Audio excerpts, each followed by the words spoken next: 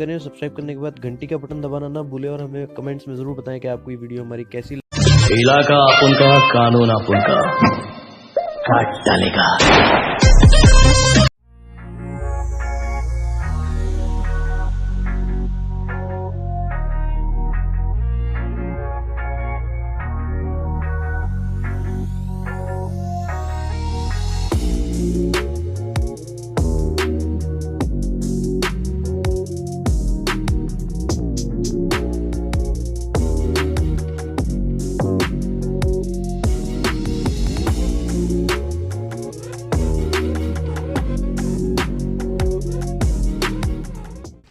Hey guys, this is Shifali and welcome to another vlog. तो जैसा कि आपने मेरे प्रीवियस वीडियो में देखा, मैंने आपको एक हाउस बोट टूर दिया था। अगर अभी तक आपने वो वीडियो नहीं देखा है, go and check it out, ऊपर लिंक शो कर रहा होगा। तो अब आज हम लोग निकल गए हैं पहलगांव के लिए और अभी हम शिकारा बोट की राइड करते हुए जा रहे हैं किनारे तक और वहाँ से हम अपनी कैब लेंगे। कैब भैया जो है वो आ चुके हैं, वहाँ पे हमारा वेट कर रहे हैं। तो दिखाती हूँ मैं आपको कैसा है यहाँ का अभी सुबह का नज़ारा। तो ये देखिए कितना सुंदर लग रहा है।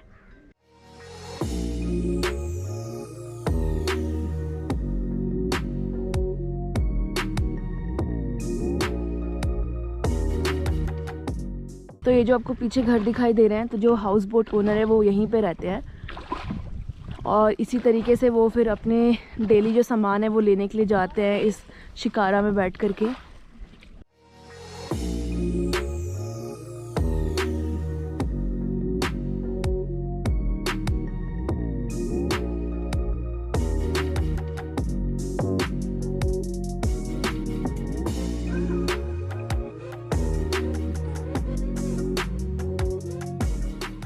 तो हम लोग निकल गए हैं पहलगांव के लिए और यहाँ से लगेगा अराउंड 2.5 घंटा, वो भी जब हम बीच में कहीं एक दो जगह रुकेंगे और ट्रैफिक मिलेगा तो।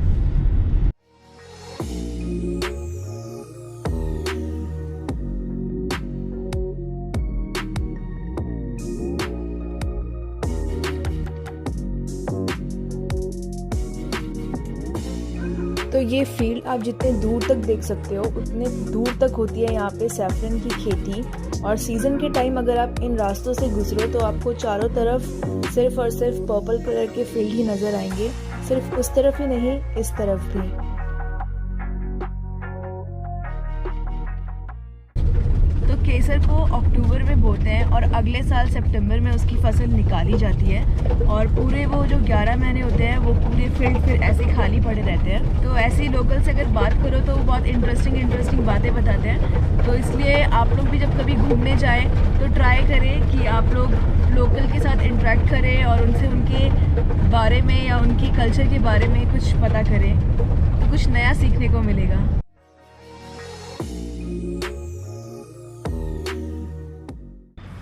तो जैसा कि आप सभी को पता है, कश्मीर 5 चीज़ों के लिए बहुत ज़्यादा फेमस है।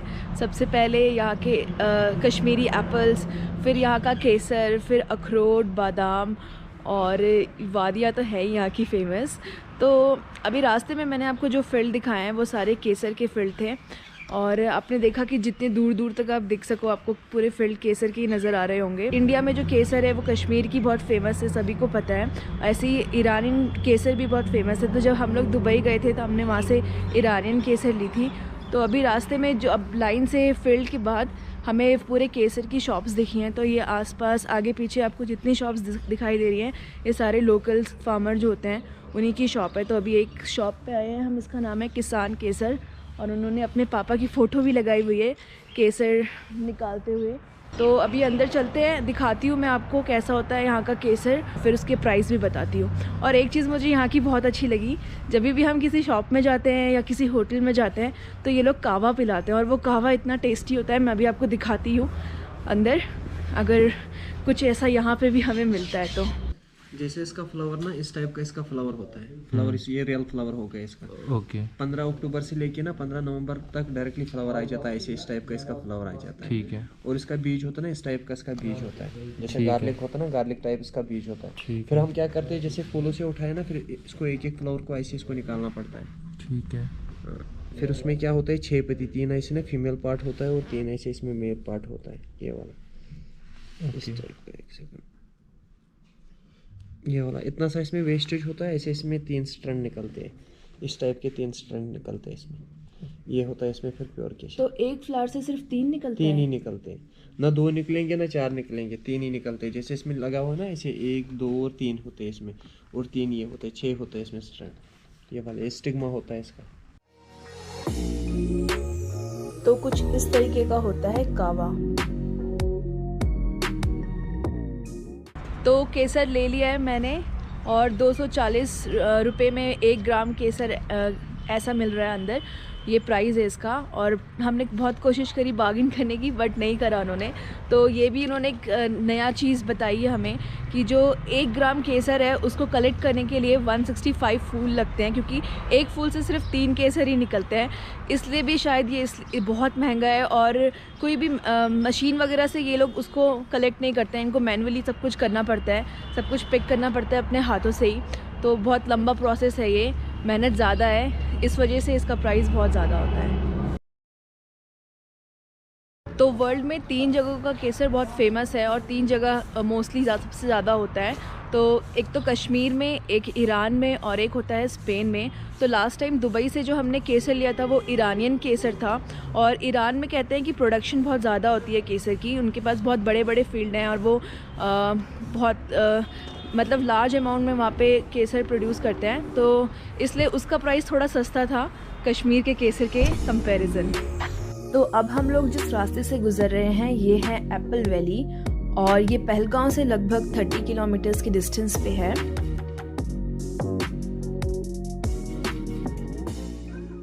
तो अभी हम लोग बीच में एक जगह रुके हैं, और ये है वैली ऑफ एप्पल। दोनों तरफ जितने आपको पेड़ दिखाई दे रहे हैं ये सब कुछ एप्पल के पेड़ हैं। तो सीज़न के टाइम तो बिल्कुल हरा भरा रहता है, और खूब सारे एप्पल्स लगे होते हैं। अभी डमी एप्पल्स भी लगा रखे हैं इन्होंने उस वाले ट्री पे।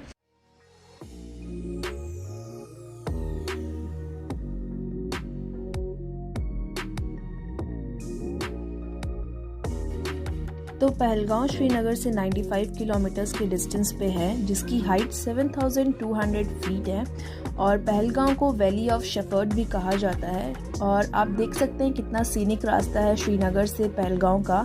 शायद इसी वजह से काफ़ी सारी बॉलीवुड मूवीज़ की शूटिंग भी यहाँ पर हुई है।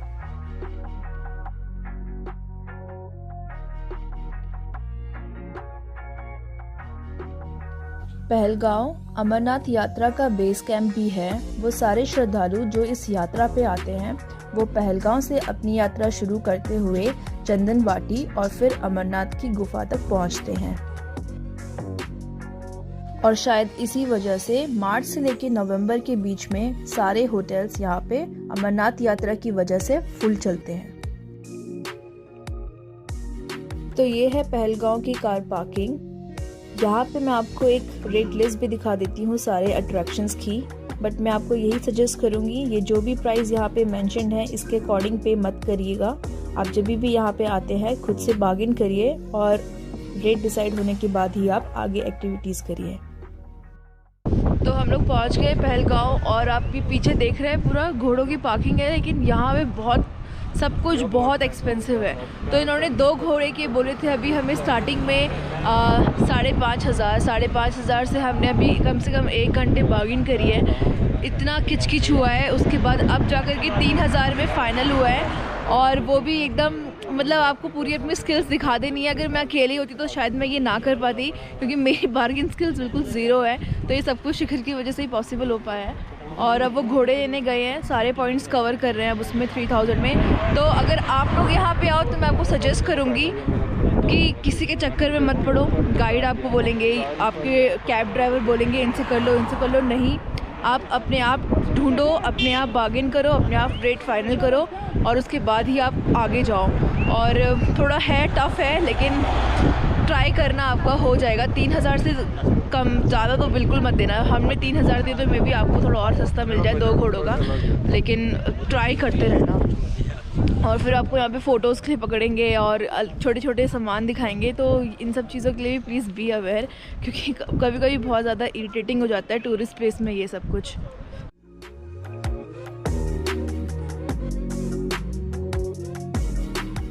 ये है हमारे 2 घोड़े आज के। तो हम लोग फाइनली अपनी हमने ट्रैकिंग स्टार्ट कर दी है घोड़ों में।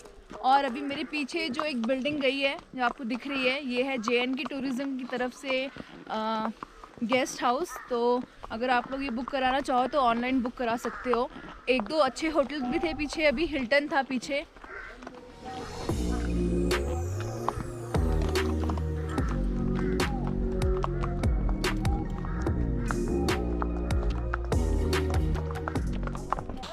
तो हम लोग पहुंच गए हमारे फर्स्ट स्टॉप में, जो कि है पहलगांव वैली व्यू। और पीछे पूरा आपको पहलगांव वैली का व्यू दिख रहा होगा। तो सोचो अभी तो इतनी ज़्यादा स्नो भी नहीं है, जब ज़्यादा स्नोफॉल हो जाता होगा तो कितना सुंदर लगता होगा, सारा पूरा नज़ारा ही सफ़ेद सफ़ेद हो जाता होगा।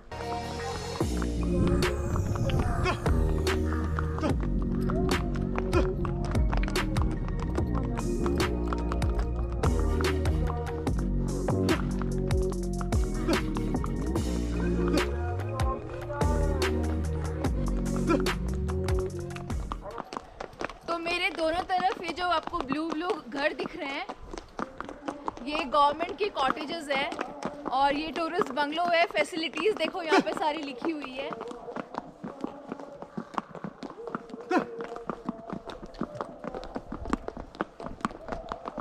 तो यहाँ पे आपको रेस्टोरेंट्स है, और अगर आपको पूल खेलना है तो पूल है, और 24 आवर्स रूम सर्विसेज हैं। तो विच इज़ गुड, लोकेशन भी बहुत अच्छी है।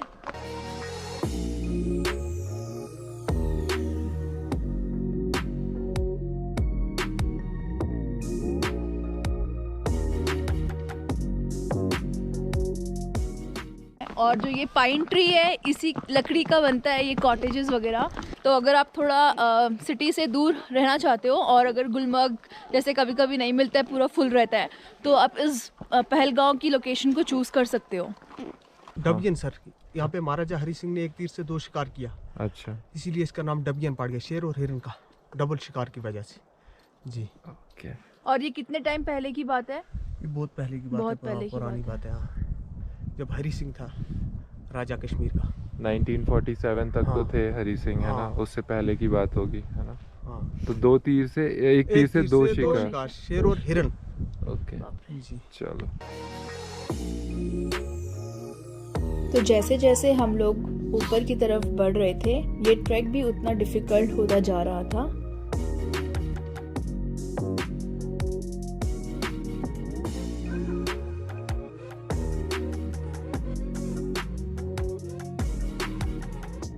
तो मेरे पीछे ये जो वैली है, इसका नाम है दूना वैली। तो यहाँ पे दूध की रोटी और घास का जूता बनाया जाता था।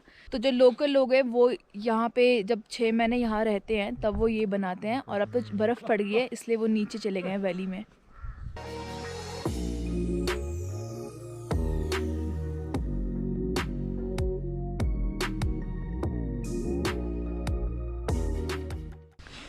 तो ये अब आए हैं हम दूसरे पॉइंट में, और ये जो आपको पूरी वैली दिखाई दे रही है, ये है कश्मीर वैली। और ठीक इसके ऊपर जो ये पहाड़ी है, इसके पीछे है श्रीनगर। और वहाँ पे जो आपको वो पहाड़ी दिखाई दे रही है, उसके पीछे है कारगिल। और ये देखिए यहाँ पे ये लोग खरगोश लेके रखते हैं बीच रास्ते में। मेरे पास भी एक छोटा सा।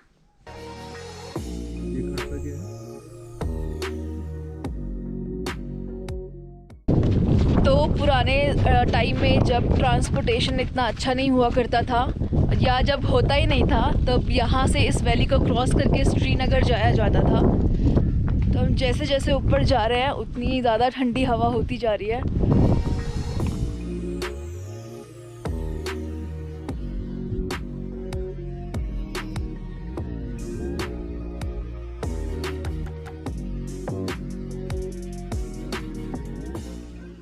तो ये आ रहा है वाटरफॉल पीछे से, बट अभी तो बर्फ़ पड़ गई है, सब कुछ जम गया है।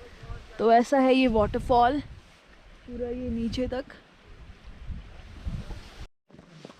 तो ये जो मेरे पीछे आप जगह देख रहे हैं, इसका नाम है कनी मार्ग। और कनी मतलब होता है पत्थर। तो नीचे पहलगांव के पास एक मंदिर है। तो कहा जाता है पांडव उस मंदिर के लिए जो पत्थर लेकर आए थे वो यहीं से लाए थे। तो इस तरीके से इस जगह का नाम पड़ा। आउच, गिरते गिरते। तो इस वजह से इस जगह का नाम कनी मार्ग पड़ा है। तो अब जो रास्ता है वो पूरा स्नो कैप्चर्ड है, तो यहाँ पे अब घोड़ों के लिए भी वॉक करना बहुत टफ हो रहा है और बहुत स्लिप कर रहे हैं ये, तो मुश्किल हो रहा है यहाँ पे थोड़ा।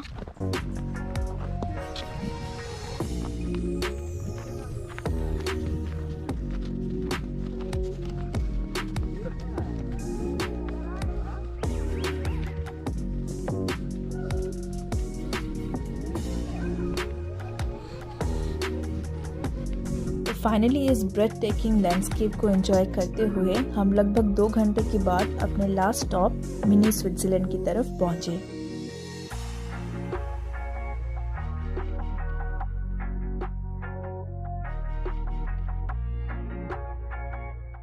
तो यहाँ मेरे पीछे से था गेट और इसे कहते हैं मिनी स्विट्ज़रलैंड।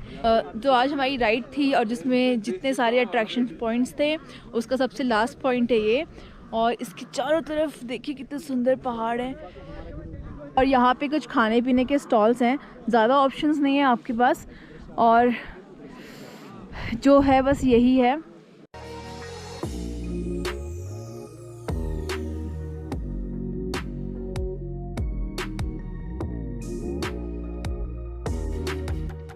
तो अभी इतना स्नोफॉल हुआ नहीं है, वरना काफ़ी ऊंची तक इतनी बर्फ़ हो जाती है यहाँ पे, और अभी तो थोड़ी घास भी गीली हो रखी है। अगर यही जगह आप गर्मियों में विज़िट करेंगे तो चारों तरफ आपको ग्रीनरी दिखेगी, उस टाइम भी आई एम श्योर कि बहुत खूबसूरत लगेगा। अगर मैं इंडिया में रही तब तक तो मैं सोचूंगी कि एक बार गर्मी में भी आकर के कश्मीर घूमा जाए। जब हम पहलगांव गए थे तब वहाँ पे इतनी ज़्यादा स्नोफॉल नहीं थी, जिसकी वजह से वहाँ पे जो एक्टिविटी हो रही थी वो थी सिर्फ स्लेज। तो हमने सोचा क्यों ना अब स्लेज ट्राई कर लिया जाए, जो कि हमसे गुलमर्ग में मिस हो गया था।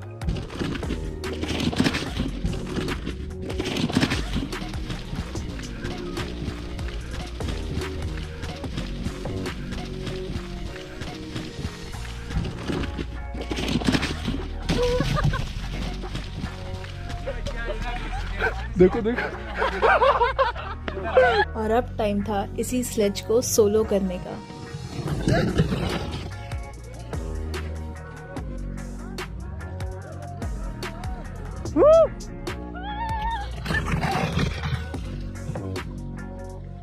जस्ट अभी जो हमने स्लेज किया है उसका हमने एज अ कपल पे किया है 400 रुपीज़।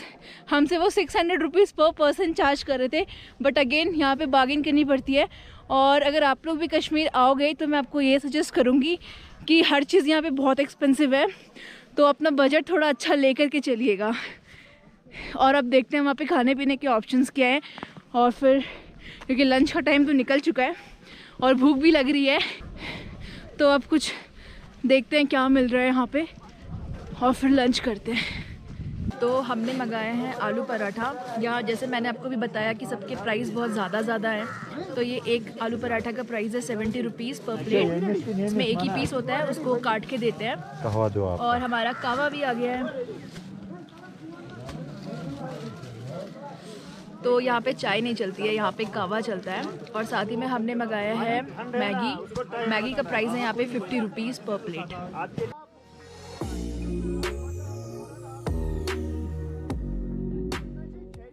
तो अब धूप भी जाने लग गई है और हम लोग भी जा रहे हैं अब नीचे की तरफ। तो आई होप आपने ये वाला वीडियो भी एंजॉय किया होगा, और अगर वीडियो पसंद आया हो तो प्लीज़ लाइक शेयर सब्सक्राइब करना मत भूलिएगा। मिलते हैं एक अगले वीडियो में। Till then bye bye.